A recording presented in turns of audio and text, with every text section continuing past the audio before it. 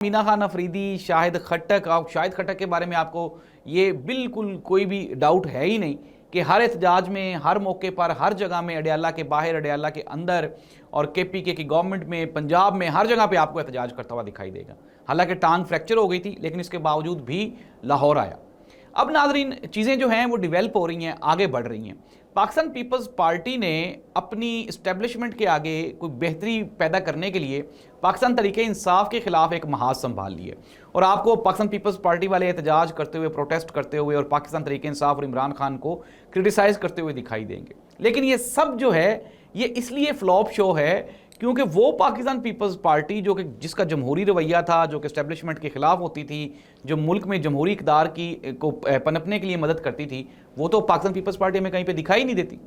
तो ऐसी सूरत हाल में पाकिस्तान पीपल्स पार्टी क्या करेगी? अब तो साफ नज़र आ रहा है कि वो भी शॉर्टकट के ज़रिए हुकूमत में और इक़्तिदार में आना चाहते हैं। लेकिन शहबाज शरीफ साहब जो हैं वो किसी के लिए रास्ता खुला नहीं छोड़ रहे। नाज़रीन, खबरें ये हैं कि एक तो पिंडी में जो मुलाकातें होती हैं उनके ऊपर गहरी नज़र है इस्टेब्लिशमेंट की। मोहतरम मरीम नवाज साहब और नवाज शरीफ साहब की बात मैं कर रहा हूँ। फिर इसके अलावा जो इस्लामाबाद वाली गवर्नमेंट है वो इंतहाई पुरसकून है इस वक्त, और इस्टेब्लिशमेंट के साथ वो कोई फड्डा नहीं करना चाहते, ना ही वो कर सकते हैं।